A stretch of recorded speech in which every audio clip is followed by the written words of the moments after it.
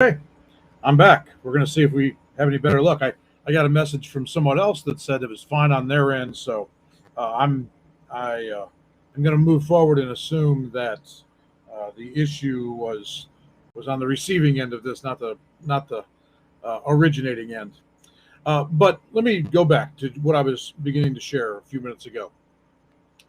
So the thing of pressure building up and of things piling into our lives.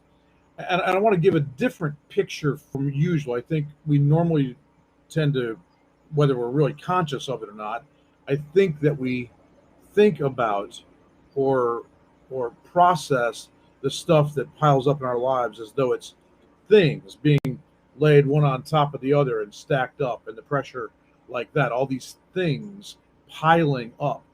But I'm going to give a different word picture for this, and I'll show you why in just a second. Instead of thinking about it like that, think about the pressure that comes from something, from liquid being poured into a container, and how heavy that gets over time.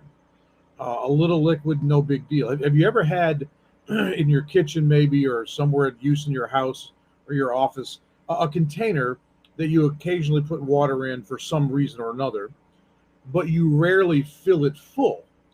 And then comes a time when, for some reason, you're holding that same pitcher, and this time you're holding it under the faucet, and you let it get all the way full. Or maybe a bucket that you sometimes put some water in, but for some reason you fill it to the top, and you realize, wow, when this thing is full, it's really heavy.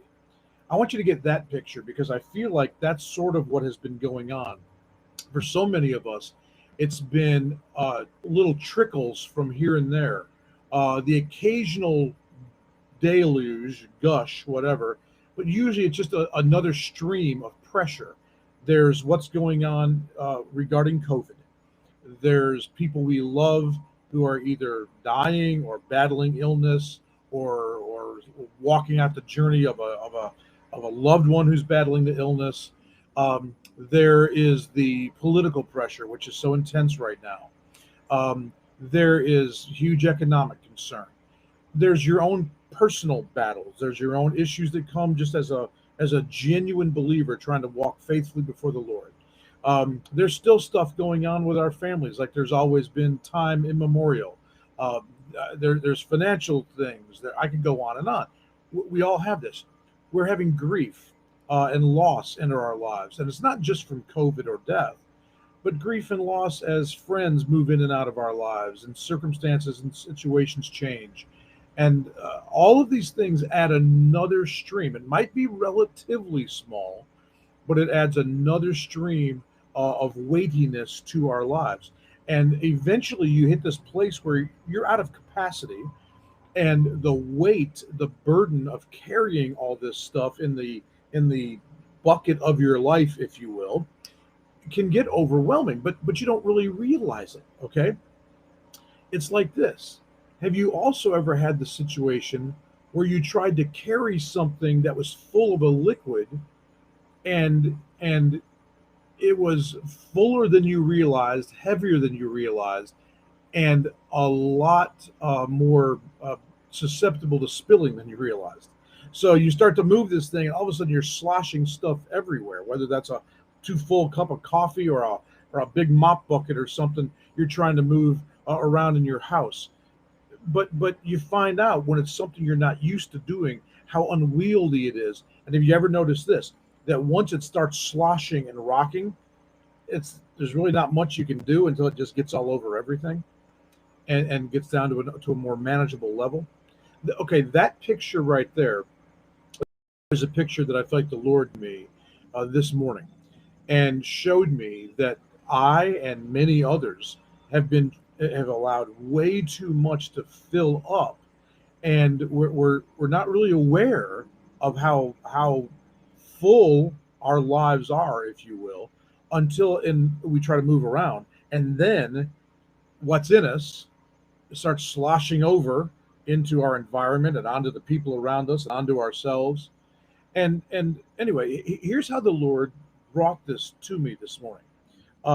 I had been reading in the last couple of days, I'd been reading Psalm 62, and Psalm 62 is such an amazing psalm. I love it. I mean, I think every Christian's got to have it as one of their absolute favorites. Good morning, Sammy. But it's such a great psalm. But here's this. In verse 8, I'm going to read this out of the Passion Translation. Join me, everyone. Trust only in God every moment. Tell him all your troubles and pour out your heart longings to him. Believe me when I tell you, he will help you. In more traditional translation, it just simply says, pour out your heart to him. And the Lord showed me that word pour. And he just said, this is what I need you to do. I need you to take some time, Jim, and I need you to pour out your heart to me. And you just to let it go. What's really interesting, I was doing a word study about that this morning. And the in the Hebrew, there's this hint there of letting your heart bleed before the Lord.